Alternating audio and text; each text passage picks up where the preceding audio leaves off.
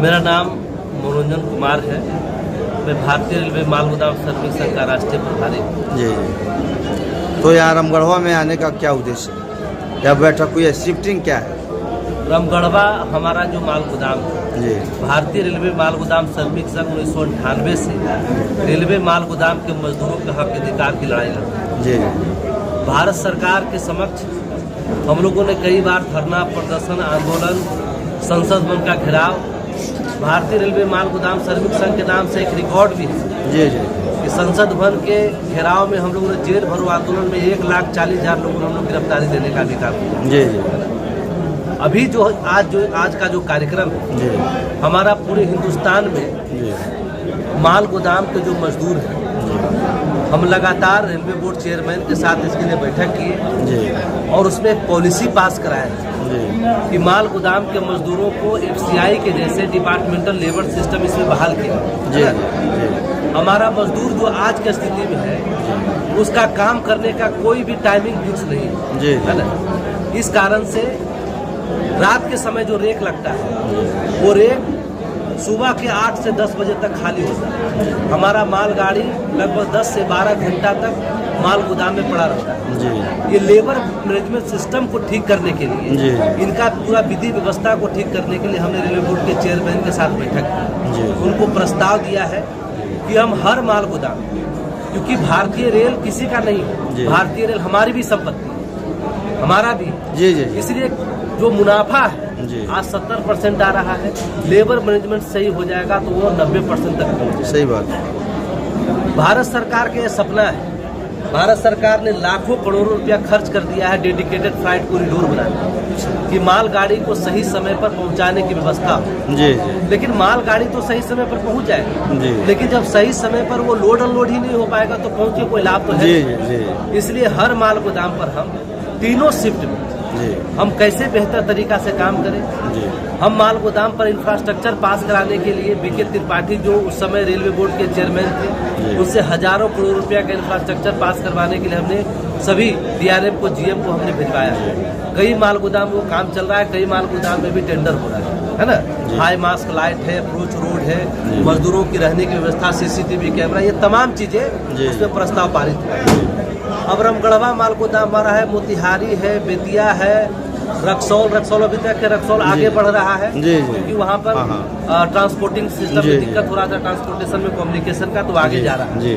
तो इन सभी माल गोदाम में, पूरे देश के माल गोदाम में हम कौन मजदूर जो है किस शिफ्ट में काम करेगा, हर माल गोदाम में हर 42 बक्सा का जो हमारा रेक पॉइंट है, 42 बक्सा का जो माल गाड़ी आती है, हर 42 बक्सा में हम 12 लेबर और हमारा एक सरदार, एक मुंशी को व्यवस्थित कर रहे हैं, तब ताकि हमारा सुचारू रूप से लोडिंग अनलोडिंग का काम हो सके और हम जल्द से जल्द उसको खाली कर सके, हमारे व्यापारी को किसी प्रकार का डैमेज नहीं लग सके। माल गोदाम में जो मजदूर काम कर रहे हैं, उनका भविष्य कैसा है?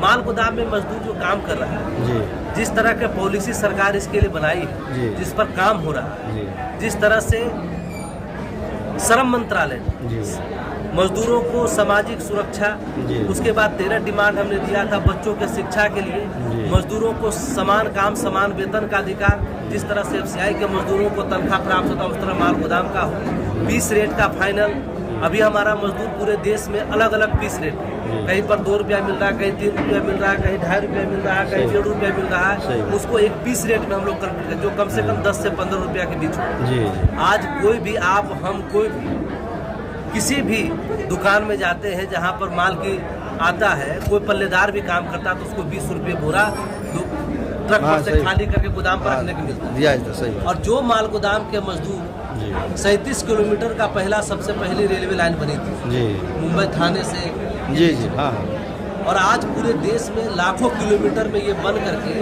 और रेलवे आज आम लोगों का लाइफलाइन बन चुका है। इसमें सबसे बड़ा योगदान आप किसी को मानेंगे तो माल गोदाम के मजदूरों का, तो 70% आमदनी देने का।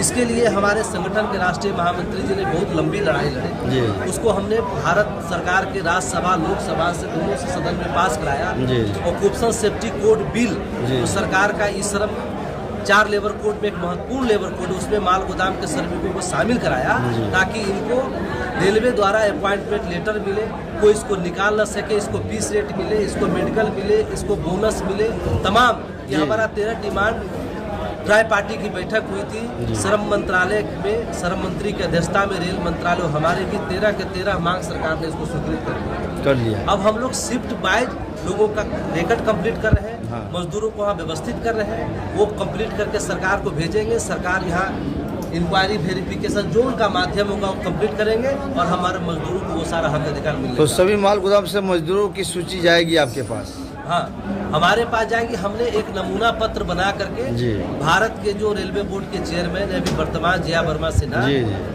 कोड ऑफ कंडक्ट लगने से पहले मैंने एक नमूना पत्र उनके पास जमा कर दिया कि इस तरह से हम पूरे देश के माल गोदामों को व्यवस्थित करने जा रहे हैं ताकि हमारा रेलवे पूरी अच्छे तरीके से काम हो, लेबर मैनेजमेंट सही हो, मालगाड़ी आए वो बिना किसी समस्या के वो खाली हो।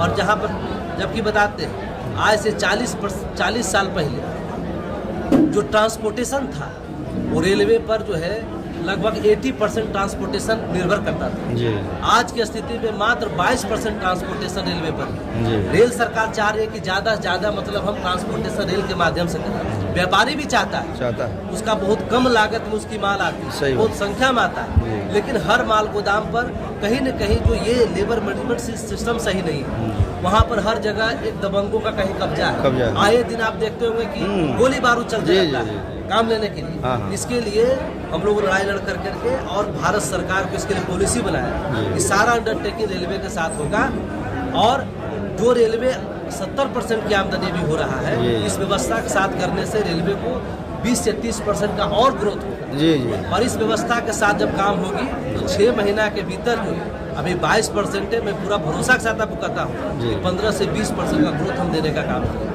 इसके लिए हम मुहिम चलाए हैं पूरे देश में, हम माल गोदाम पर व्यवस्थित कर रहे हैं, मजदूरों को उसको योजनाबद्ध तरीके से काम कर रहे हैं।